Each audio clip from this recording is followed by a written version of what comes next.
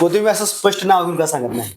नाव सांगायला काय घाबरतो तेव्हा तुम्हाला माहित नाही? पत्रकार तुम्ही फिरत नाही का फुरसुंगीमध्ये, नगरमध्ये, गंगानगरमध्ये, उरुळीमध्ये की राष्ट्रवादी पॅनल कोणाच झालंय, कोण सगळे एकत्र झाल्यात? ह्या लोकांनी कसं फसवलं बीजेपीला, कसं फसवलं शिवसेनेला, आणि कसं शेवटपर्यंत हातांतरी ठेवलं, आणि आपण पॅनल करू, हे करू, ते करू, आनाबाका ठोकल्या, आणि आज ते सगळे एकमेकाचे विरोधक आज एकत्र झाल्यात सत्तेसाठी. तुम्ही भाजपात काय गेला नाही? नाही, भाजपात सुद्धा मला सर म्हणले होते की या जाणून बुजून पुढे म्हणतो, मी सांगितलं पाणी सोडायचं नाही. मी पाणी पाहिजे लोकांना, मला काय तुम्ही पाणी देता प्यायला? मी पाणी पाहिजे लोकांना, आणि पाणी पाजत आलोय. जे लोकांनी चुकीचं काम गावात केलंय ना, त्यांना पाणी पाजत आलोय, पाणी पाजणारे अजून निवडून आलोच. तर सपोर्ट केलाय का नाही केलाय ते कळल. जगताप साहेब ज्या वेळेस भारतीय जनता पार्टीमध्ये गेले, काँग्रेस आमची खिळखिळ झाली.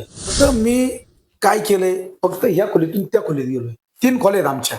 काही चांगल्या चांगल्या समर्थकांकडे, त्यांच्या विरोधकांकडे त्यांच्या क्लिप होत्या ना, त्यांनी जे काही चुकीची कामं केली गावची आणि रस्त्यांची लाज वाटते, त्यांनी गावामध्ये लय मोठ्या म्हणजे अशा अनाबाका ठोकल्या, विशालच्या हातात दिले मशाल, त्याला गाव करायचे खुशाल. असं आता फुरसुंगीत मशालीचं वातावरण जरा एकदम गरम आहे. नमस्कार मंडळी, एसी न्यूज मध्ये मी गोरक्ष गायकवाड तुम्हा सर्वांचं सरसे स्वागत करतोय. मंडळी, आज आपण फुरसुंगीमध्ये आलो आहे आणि फुरसुंगीमध्ये नगरसेवक पदाचे इच्छुक उमेदवार विशाल नाना हरपळे आपल्या सोबत आहेत. नाना नमस्कार. नमस्कार. नाना, सध्या फुरसुंगीचं वातावरण कसं आहे? फुरसुंगीचं वातावरण असं आहे, विशालच्या हातात दिले मशाल, त्याला गाव करायचे खुशाल. असं आता फुरसुंगीत मशालीचं वातावरण जरा एकदम गरम आहे. राजकारण कसं आहे फुरसुंगीचं? राजकारण तर 20-22 वर्षापासून राजकारणच चाललंय. म्हणजे आम्हाला जेव्हा कळते तेव्हापासून राजकारण चाललंय, पण विकास कारण नाही चाललेलं. राजकारण चालू आहे, विकास कारण बंद आहे. ते आम्हाला सुरू करायचं विकास कारण. विकास करण्यासाठी सभा घ्यायचा आपल्याला. यस. काय वाटतंय, फुरसुंगीचा विकास झालाय? तसं जर स्पष्ट बोलायचं म्हटलं तर प्रत्येकाने आपापल्या परीने विकास करण्याचा फुरसुंगीत प्रयत्न केलाय, परंतु ज्या पटीत पाहिजे होता त्या पटीत नाही झालेला. ग्रामपंचायत काळामध्ये विकास कामं झाली, खरं गरज नव्हती महापालिकेत गाव घालवायची, परंतु काही राजकीय स्वार्थी पुढाऱ्यांनी 2000 माझ्या माहितीप्रमाणे काहीतरी 12 का काही साली जी ग्रामपंचायतची निवडणूक लागली होती, त्यावेळेस काहीतरी या हवेली तालुक्याच्या सर्व गावांमध्ये ना युवकांचं सत्तांतर झालेलं सर्वांनी पाहिलं, आणि जुन्या पुढाऱ्यांना नाकारून नवीन पिढीच्या हातात त्या नागरिकांनी, मतदारांनी सत्ता दिली. त्यावेळेस फुरसुंगीत पण बदल हा ठरलेला होता, निश्चित होता.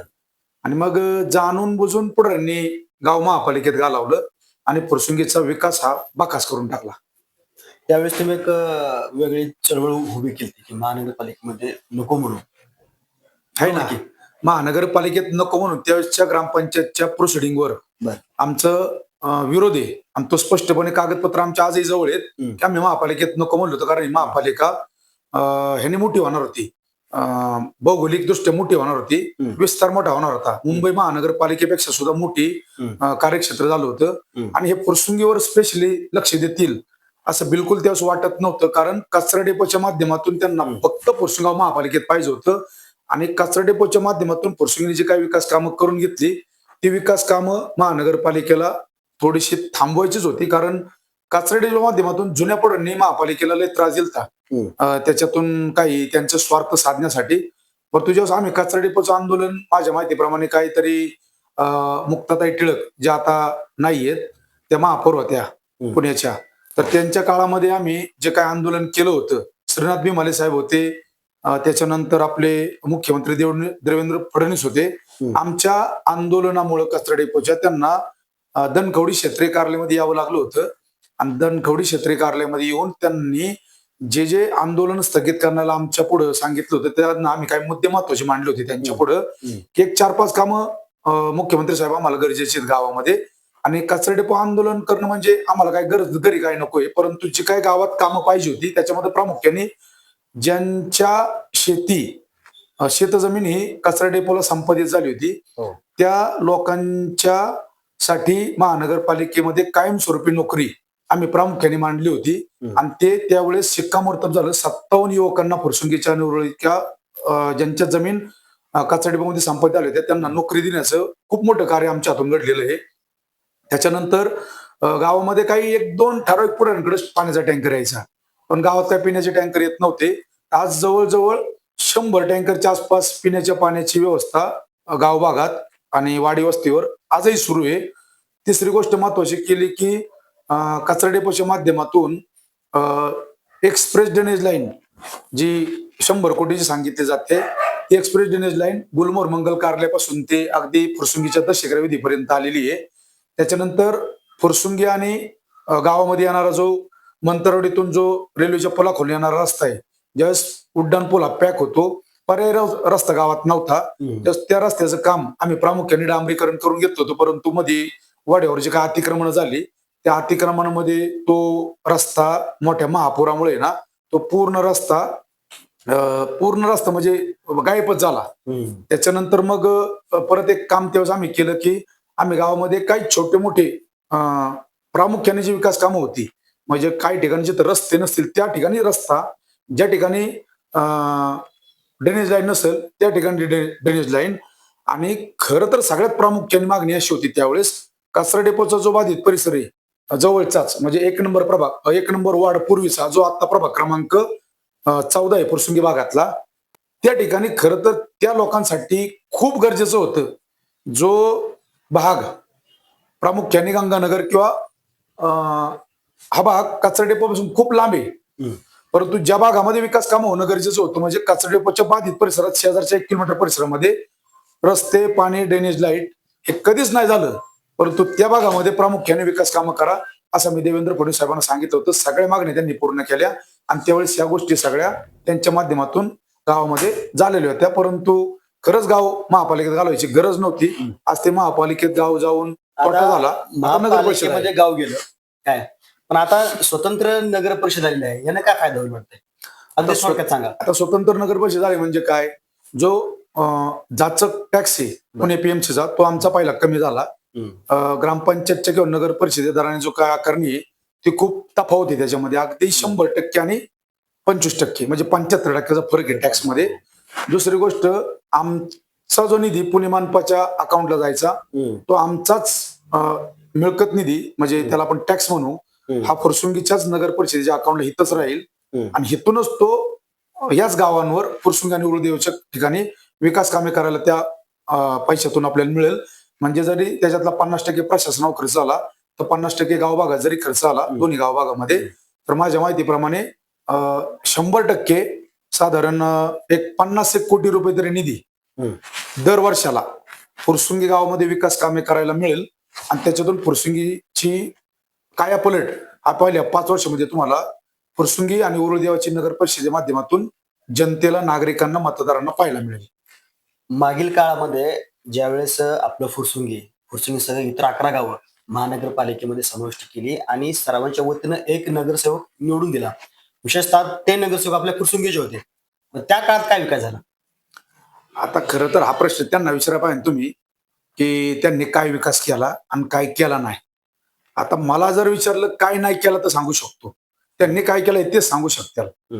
माझ्या मताने जी काय महानगरपालिकेची निवडणूक झाली समाविष्ट 11 गावांची, त्यावेळेस खरं तर त्यांनी त्यांच्या नियमाप्रमाणे म्हणजे 1 लाख लोकसंख्येच्या पुढे जी गावं समाविष्ट झाली त्यांना एक नगरसेवक, त्याप्रमाणे ती 11 गावची जी निवडणूक झाली त्यात 2 नगरसेवक दिले. एक आले पोकळे म्हणून आणि एक आले, मला नाव बी घ्यायचं नाही त्यांचं, ते आले आणि त्यांनी गावामध्ये लय मोठ्या म्हणजे अशा अनाबाका ठोकल्या.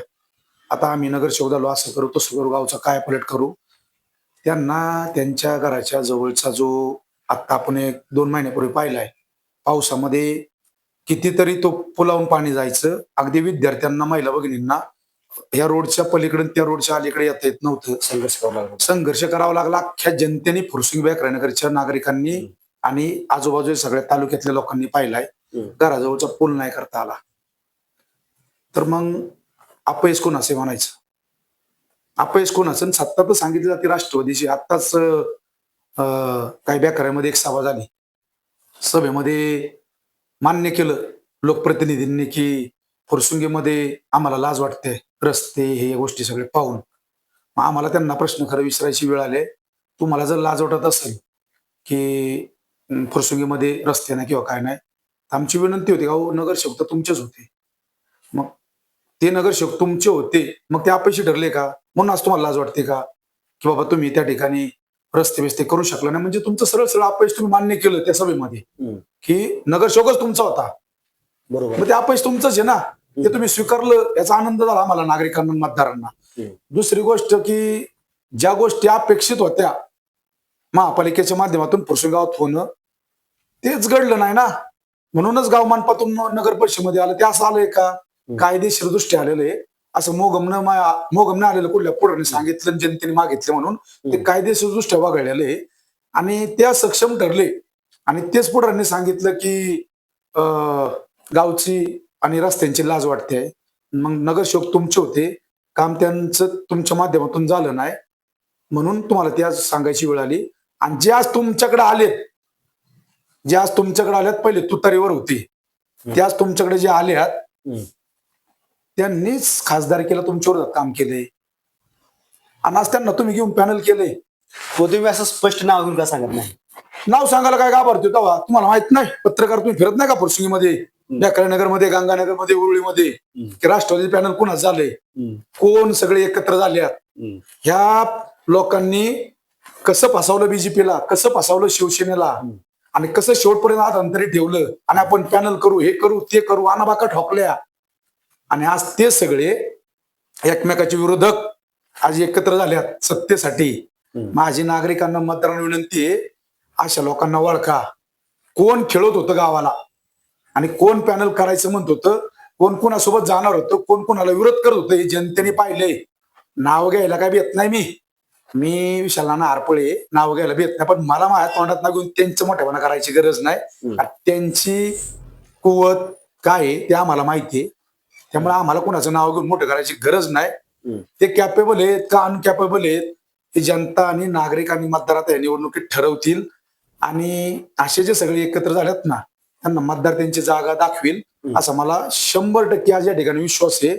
कारण यांच्याकडनं विकास कामं होणार नाही. त्याचं कारण असं आहे, हेच नगर परिषदेला विरोध करत होते आणि हेच महापालिकेचं समर्थन करत होते आणि हेच लोक आज नगर परिषदेच्या निवडणुकीला चौडी बांधून पुढे उभे आणि नगर परिषद विकास कामं करणार नाही, नगर परिषद चांगली नाही, त्यांच्याकडे फंड येणार नाही, ते गावाचा विकास करू शकत नाही, मनपात चांगली आहे, हे सांगणारे लोक आज निवडणुकीला पुढे आहेत.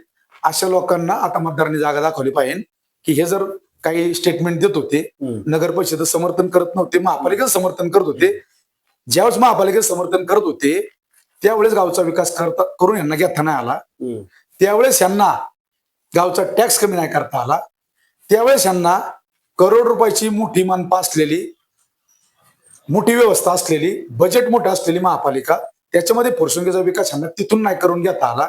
आज हे गावात काय विकास करणार आहेत?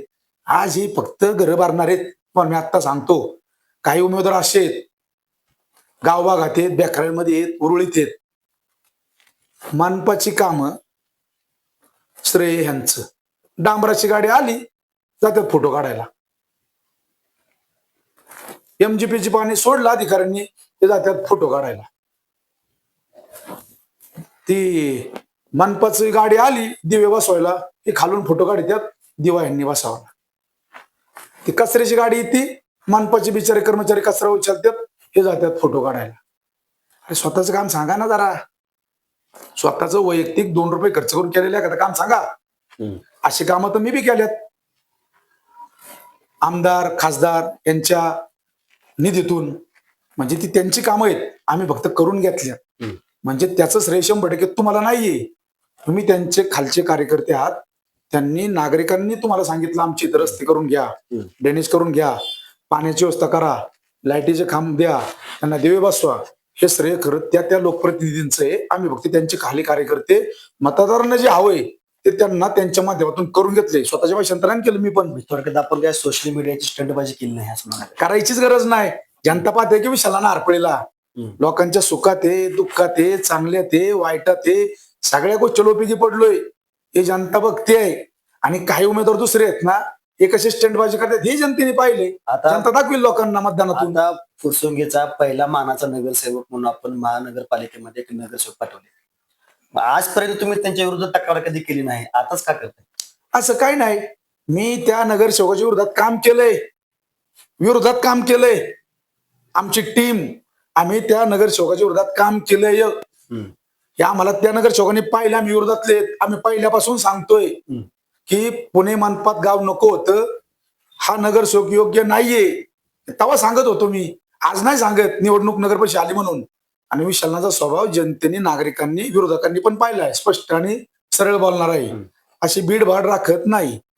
आता ज्या वेळेस काही क्लिपा, आज तुम्हाला Social तुम्ही तर media विचारणार पण नाही, हम्म. पण मी सांगतो स्वतःहून, आज काही नगरमध्ये, गाव भागामध्ये काही चांगल्या चांगल्या समर्थकांकडे, त्यांच्या विरोधकांकडे त्यांच्या क्लिप होत्या ना. त्यांनी जे काही चुकीची कामं केली ते कुणीतरी त्या इंस्टाग्रामवर व्हिडिओ तयार केल्या आणि टाकल्या, आणि त्या गावामध्ये सगळ्यांकडे होत्या, सगळीकडे फिरत होत्या. जेव्हा त्या माझ्याकडे आल्या, ते सोशल मीडियाच्या माध्यमातून मी जनतेपर्यंत जे काही चुकीचं घडले ते पोहोचवायचं काम केले. विशाल नानांनी जरी चुकीचं काम केलं असेल, तुम्ही आमच्या व्हिडिओ तयार करा, पाठवा प्रसंगी उरुळ देवाची मध्ये. जर मी काही चुकीचं काम केलं असेल तर मला रागायचं काही कारण नाही, तुम्हाला रागायचं काही कारण नाही. शेवटी लोकशाहीमध्ये चुकीचं काम केलं ते जनतेसमोर सांगितलं पाहिजे, चांगलं काम केलं तर त्याचंही समर्थन झालं पाहिजे. पण चुकीची कामं जनतेसमोर व्हिडिओच्या माध्यमातून ज्यांनी कोणी तयार केली ते काही चुकीचं नाही केलं. तुम्ही पाहिलं नाही का, तो विवेगर शाळे बसला पूल, आज तो त्यांना घरा बसला मोठा करताना आला. त्याच्याहून पावसाळ्यात पाणी वाहत होतं, लोकांची जायची आबळ होत होती. आज गावचा प्रमुख रस्ता पूर्ण अतिक्रमणामध्ये, आज गावचा प्रमुख रस्त्याला खड्डे पडल्यात. आज गावामध्ये वाड्या वस्त्यामध्ये छोटे छोटे रस्ते नाही, पिण्याच्या पाण्याची व्यवस्था नाही, ड्रेनेज लाईन नाही. आज वाड्या वस्त्या अंधारात आहेत. आज एमजीबीचं पाणी तिथपर्यंत पोहोचलं नाही. आज एमजीबीचं पाणी गावात पोचून सुद्धा काही ठिकाणी लोकांना दिलं जात नाही. जाणून बुजून पुढे म्हणतो मी सांगितलं पाणी सोडायचं नाही. मी परदेशी एका ठिकाणी गेलो, या शिवचैतन्य फेज 2 मध्ये आणि साई राजनगर त्या खंडोबाच्या भागामध्ये, ठासून सांगितलं अधिकाऱ्यांना की तिथं वॉल भरलेला आहे, तिथं पाणी पोचलेलं आहे एमजीबीचं. फक्त काही लोकप्रतिनिधी मी सांगत नाही तोपर्यंत सोडायचं नाही, असे जर कोणाचे अनाभाका असतील मी जाऊन सांगितलं त्या अधिकाऱ्यांना आणि त्या कर्मचाऱ्यांना पाणी सोडवाळा. हे काय कोणाच्या घरचं पाणी नाहीये, नागरिकांचं पाणी त्यांना मिळू दे ना. पाणी टाकीतून वाहून रस्ता खराब होण्यापेक्षा इकडं खंडोबा माळापासून जर या सुतारळेपर्यंत मेन रस्त्याने पाणी जर वाहत येते, ते पाणी वाहून रस्ता खराब होण्यापेक्षा ते पाणी जनतेला मिळू द्या ना. बरोबर. त्याच्यात काय फरक पडतो, जनतेला पाणी मिळतं म्हणजे त्या कामाचं श्रेय घ्यायची मला नाही गरज. परंतु मी अधिकाऱ्यांना फोन करून माझ्याकडे पूर्ण रेकॉर्ड आहे, आणि त्याच्यामध्ये सुद्धा आता त्या भागामध्ये नळ कनेक्शन दिलं जातंय. कसं, कुठून, कोण देतंय, का देतंय. आज का निवडणूक आल्या होत्या त्यात आधी कळत नव्हतं द्यायचं. आज त्या ठिकाणी 1,500-2,000 हजार रुपये जमा केले जातात. त्या नळ कनेक्शन मारणाऱ्याला 500 रुपये देतात. वरचे 1,000-1,500 रुपये कोण घेतंय, सगळी माहिती आहे व्यवस्थित मध्ये, सगळी पुराव्यासहित नावासहित दिली जाईल. मी कुणाला घाबरत नाही. मरण माझं आज नाही उद्या ठरलेले, प्रत्येकाचं ठरलेले. परंतु राजकारणात काम करत असताना तुम्ही जर सरळ असाल, प्रामाणिक असाल, तर कुणाला घाबरून अजिबात काय करायची गरज नाही. शेवटी लोकशाही मार्गामध्ये मी माझं काम करतोय, ते त्यांचं काम करतात. त्यांनी माझी चूक दाखवली, मी त्यांची चूक दाखवत आलोय आणि दाखवणारच. एक माझ्या समोरचे 2 नगरसेवक असे उभे राहिल्यात. एक म्हणतोय मी गांधनखिळा उठवणार आहे, तिथले पत्राशेड उठवणार आहे. अरे मी 16 सालापासून त्या गांधनखिळाच्या गरीबाची विरोधात नाहीये. त्यांचं पत्राशेड उठवायला गेलो नाही, काहीच करायला गेलो नाही. निवडणूक आली महाप्रचार का करतात असा. मी उलट त्यांचं पद घालवलंय. त्यांचं अतिक्रमण आता गावचं 2 एकर सोडून घेतलंय त्यांच्या हातातून, आणि तेच गावचं अतिक्रमण आज सुटलेलं ते गावच्या आणि समाजकारणाच्या, नागरिकांच्या विकास कामांसाठी वापरता येईल. तिथे एखादी चांगली योजना करता येईल. ते काम केलेलं गावाच्या लक्षात येत नाही का, येतंय, जनतेला माहिती आहे. दुसरा नगरसेवक आपला महापालिकेला विरोध, महापालिकेला समर्थन आणि नगर परिषदेला विरोध. आणि महापालिका गाव पाहिजे होतं, नगर परिषद चांगली नाही, ती विकास कामं करू शकत नाही, त्यांच्याकडे निधी येणार नाही, ते गाव सुधारू शकत नाही. जी नगर परिषद गाव सुधारू शकत नाही असं तूच म्हणतो. बाईट आहेत माझ्याकडं, व्हिडिओ आहेत, पेपरला तुमच्या मुलाखती आहेत, तुमचे कोट आल्यात, ते काढू का आता व्हिडिओ मधून बाहेर. म्हणजे तुम्ही काय करताय, नगर परिषद चांगली नाही म्हणताय आणि नगर परिषदेलाच उभं राहिलं तर पहिला पुढं. ठीक आहे, लोकशाही आहे, प्रत्येकाचा अधिकार असतो उभं राहण्याचा. जनता ठरवेल ना आता विशाल नाना पाहिजे का अजून कोण दुसरा दोन पाहिजे, ती जनता मतदानातून दाखवेल. आणि जनता जो निर्णय घेईल ना तो आम्हाला मान्य असेल, काय हरकत नाही. एकंदरीत नक्की जनतेच्या अपेक्षा काय आहेत? जनतेच्या अपेक्षा काय सांगू का तुम्हाला, नुसती चर्चा होती, विकास विकास विकास विकास हरपळ्यांमध्ये आहे, विकास कामठ्यांमध्ये आहे, विकास पवारांमध्ये आहे, विकास चोरगड्यांमध्ये आहे, विकास चंदांमध्ये, विकास गावातल्या सर्व आडनावांमध्ये विकास नावे. बरोबर आहे. विकास म्हणजे काय? विकास म्हणजे रस्ता. जिथं रस्ता नाही तिथं रस्ता तयार करा, जिथं ड्रेनेज लाईन नाही तिथं ड्रेनेज लाईन करा, जिथं पाणी पोचलं नाही तिथं पाणी पोचवा, जिथं अंधारात वस्ती आहे तिथं ती उजाडात आणा. आता मशाल हातात घेतली आहे, विशालच्या हातात आहे मशाल, गाव करणारे खुशाल. आज ती मशाल पेटून जिथं अंधार आहे ना तिथं आम्ही ती उजाडात आणणार आहे. आणि लोकांचा मूळ प्रश्न आहे टॅक्सचा. आज माझा स्वतःचा मी 18,40,000 रुपये टॅक्स भरलाय, तो मनपाचा दुप्पट मध्ये होता, आज 50% वाचलाय. माझा वाचला म्हणजे जनतेचा वाचलाय, म्हणजे माझा निम्म्यावाला म्हणजे जनतेचा निम्म्यावाला.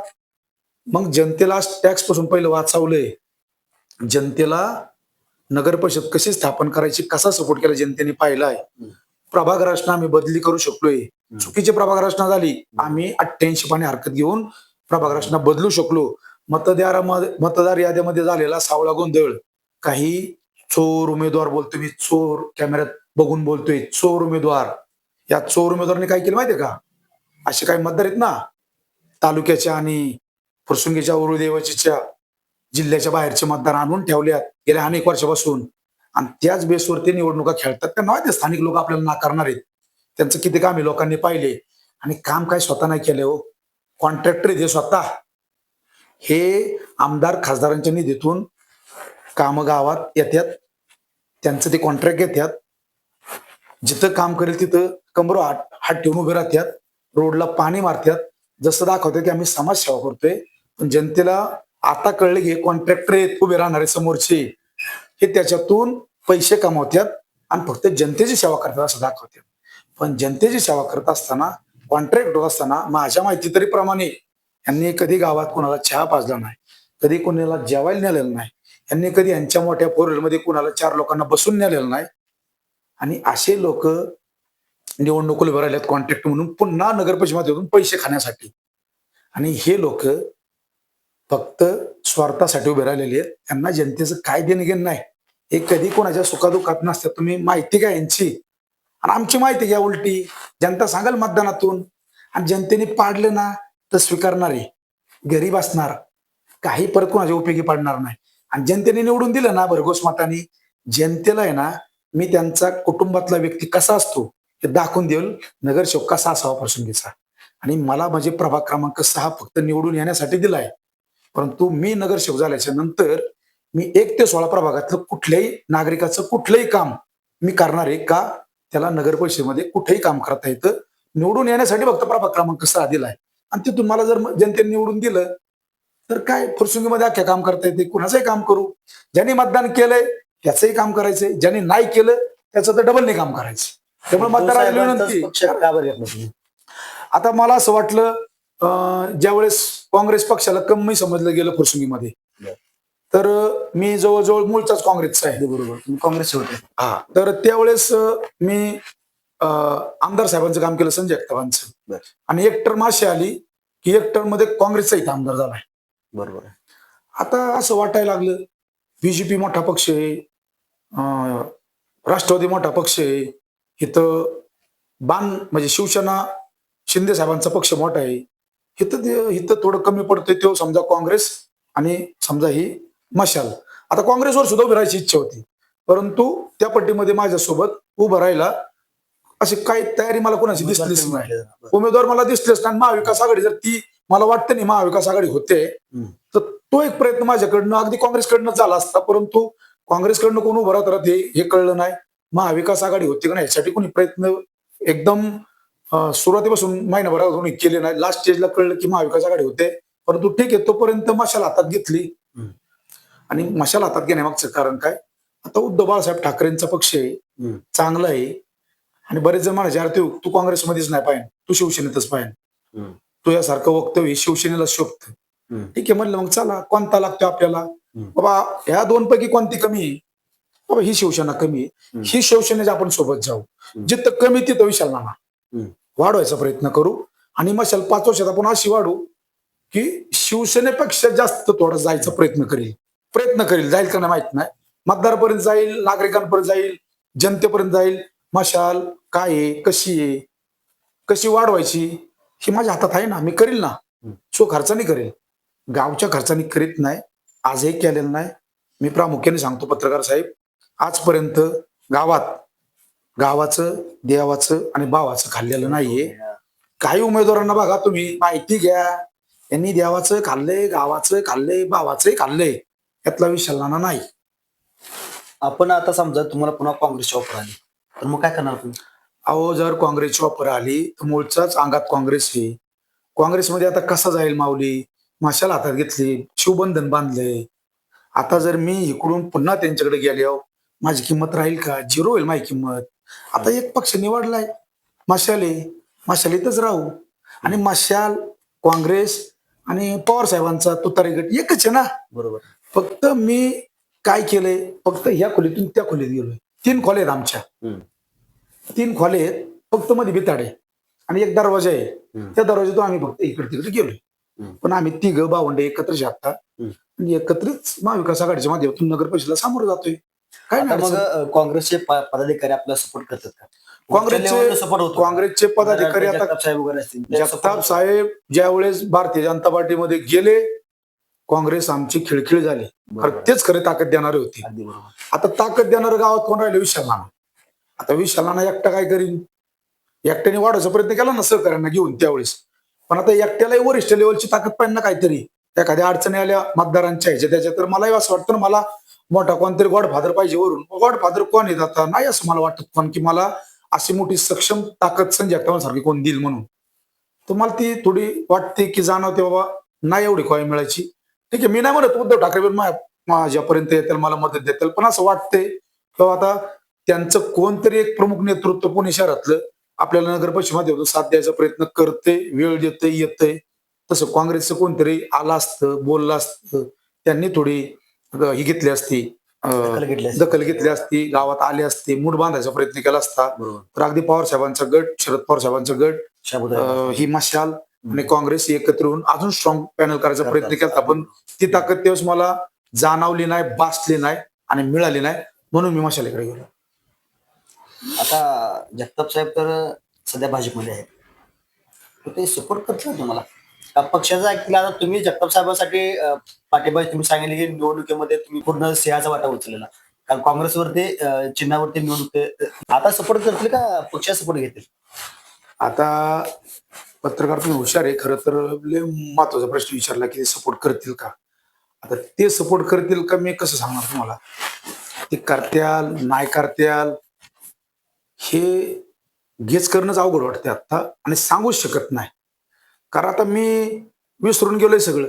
मी फक्त आपली मशाल हातात घेतले, पेटावले, गाव अंधारातलं उजेड आणण्याचा प्रयत्न करतोय, लोकांपर्यंत पोहोचतोय.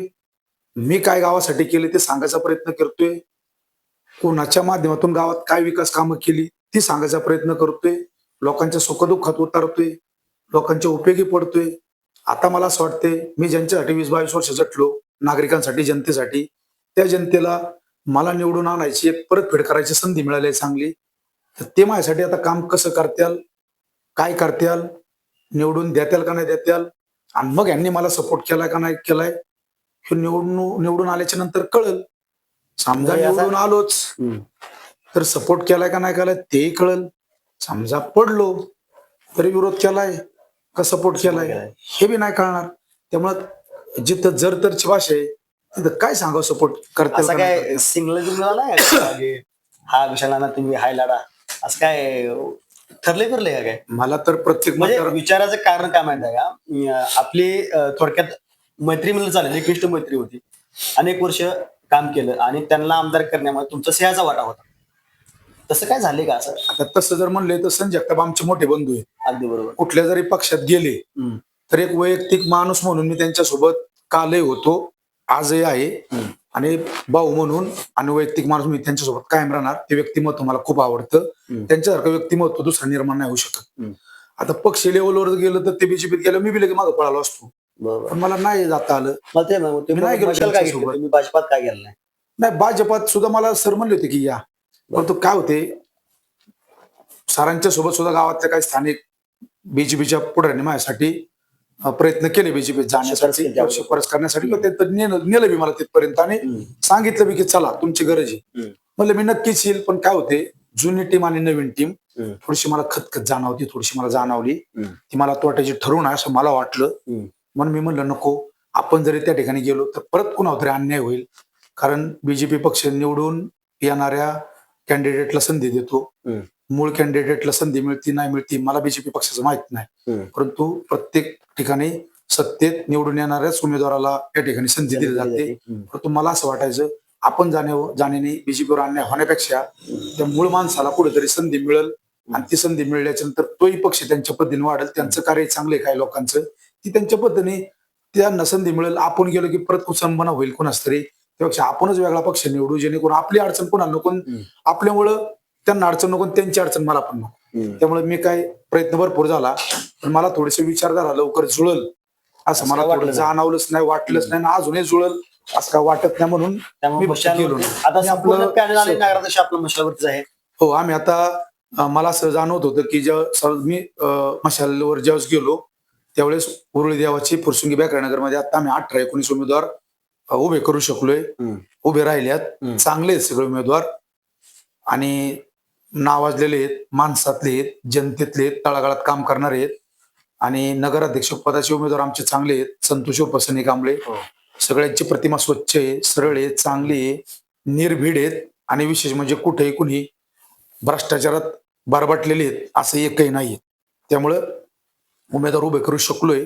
आता शेवटी जनता आहे, जनता जनार्दन मतदानातून निर्णय देईल, त्यांना कोण उमेदवार हवेत, कोणाचे नको आहेत हे जनता ठरवेल. पण जनतेला आवाहन करेल की मशालचे जेवढे काही उमेदवार आहेत सर्वसामान्य साधे आहेत, तुमच्या कामाला उपयोगी पडतील, त्यांना आत्ताची आणि आपल्या कुटुंबातली माणसं आहेत असं तुम्हाला एकंदरीत म्हणायचं वाटतंय. आता आपण व्हिजन काय घेतले? व्हिजन काय घेतलंय, प्रभाग क्रमांक 6 पाहिला डोळ्यापुढे.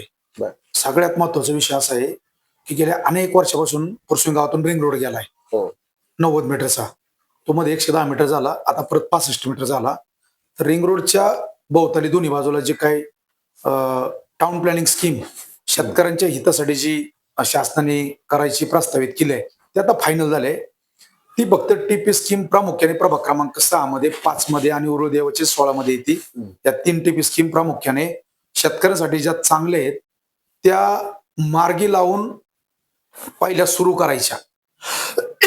नुसतं आश्वासन नाही द्यायचं, ते त्यासाठी झटायचं आणि शेतकऱ्यांसाठी आवश्यक असलेली टीपी स्कीम पहिली मार्गी लावायची. दुसरी गोष्ट, प्रभाग क्रमांक 6 मध्ये जे काही एरिया आहेत म्हणजे अगदी आता धड धड धड नावं घेईल, पण एक 4-5 नावं घेतो. भरत्रेमाळा, गांधनखेळा, कोळपी वस्ती, त्यानंतर भैरोबा चौक, हरपळे आळी, खंडोबा माळ, सुताराळी, नारायणनगर, चैतन्यनगर.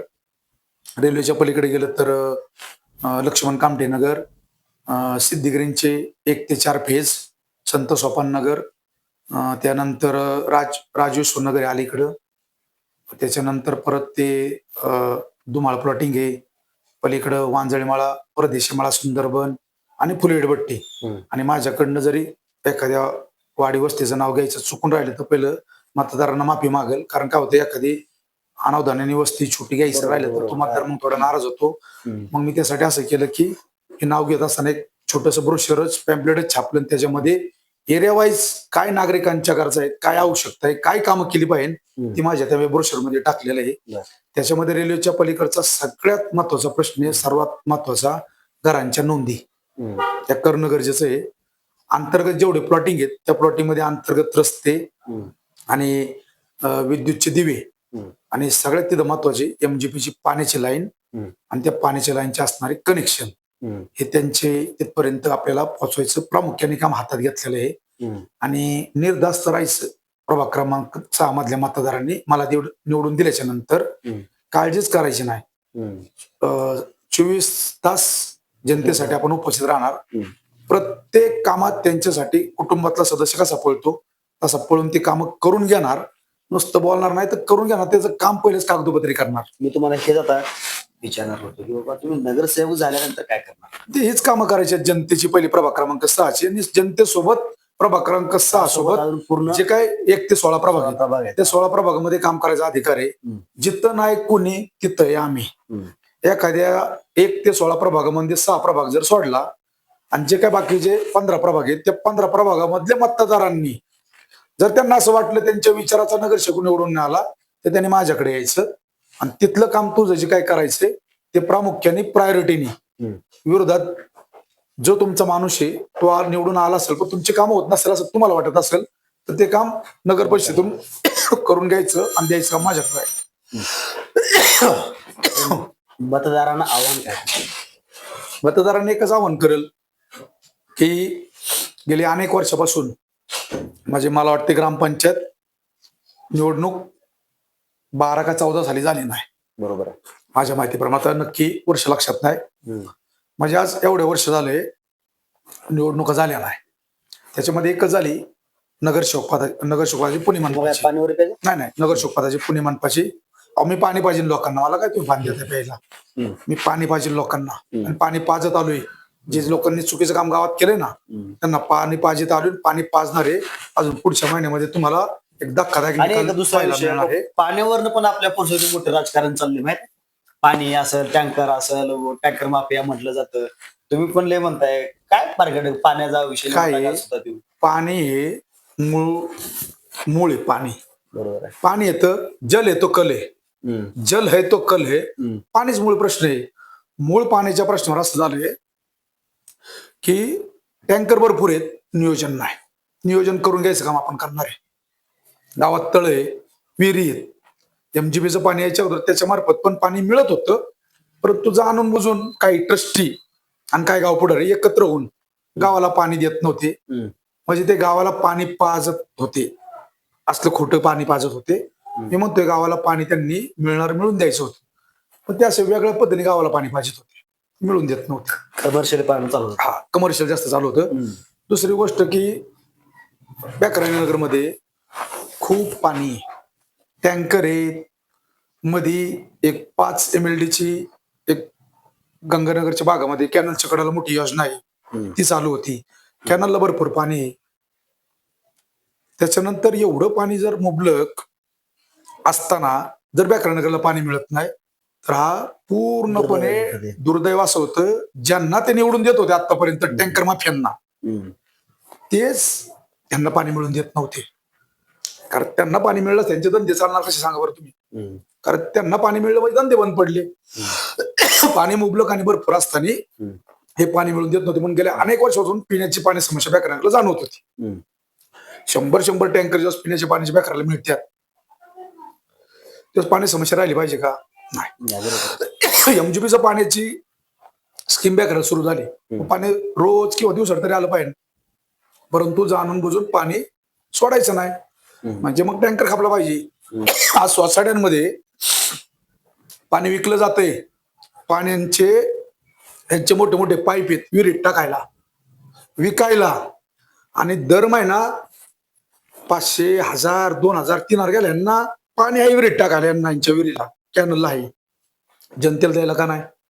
विकायला पाणी आहे पण फ्री द्यायला पाणी नाही. आणि फ्री द्यायला जे पाणी आहे ते द्यायचं नाही का त्यांचे धंदे चालणार नाही. पाण्यावरच राजकारणचं बॅकरे चाललंय. मी जनतेला आवाहन करीन नगरच्या हे असे सर्व जे एकत्र आल्यात ना जे काही ठराविक दिवसापूर्वी भांडत होते त्या सगळे एकत्र झाल्यात. त्यांना मतदार राजांनी त्यांची योग्य जागा आत्ता संधी दाखवा अन्यथा हे परत तुमच्यावर परत 5 वर्ष बोकांडी वाचणार आहेत. मतदार राजा आहे तू. गुप्त मतदान आहे. प्रत्येकाला हा म्हण तिथं मतदानाच्या पेटी ज्यावेळेस जाशील ना सदविवेक बुद्धीने मतदान कर आणि तुला जो गरजेचा आहे उपयोगी पडणारा सुखदुःखात येणारा असा छोटा कार्यकर्ता त्याला संधी दे. त्याला निवडून आण आणि मग फुरसुंगीचा काय पलट बघा. 5 वर्षात झाल्याशिवाय राहणार नाही. योग्य संधी आताचे सर्व जे उमेदवार एकमेकासोबत भांडणारे आज एक झाल्यात त्यांना थांबवायची तुम्हाला योग्य संधी मतदानाच्या माध्यमातून आले. दादागिरीला झुंडशाहीला हुकुमशाहीला घाबरू नका. लोकशाही मार्गामध्ये असताना आपल्याला पोलीस प्रशासन आणि वेगवेगळे मार्ग आहेत आपण त्यांचा आधार घेऊ, गुंडशाहीला घाबरू नका. आणि शेवटी कोणीच गुंड नाही, इथं सगळे आपापल्या परीने मतदारांवर प्रेशर टाकण्याचा प्रयत्न करतात. पण मतदारांनी ठरवायचं की सगळेजण आपल्याकडे येणार आहेत, मतदान मागणार आहेत, परंतु कोण कसा आहे याची योग्य पडताळणी करा आणि येणाऱ्या निवडणुकीमध्ये आपण योग्यच उमेदवाराला निवडून द्या, अन्यथा तुमच्यावर पश्चातापाची वेळ आल्याशिवाय राहणार नाही.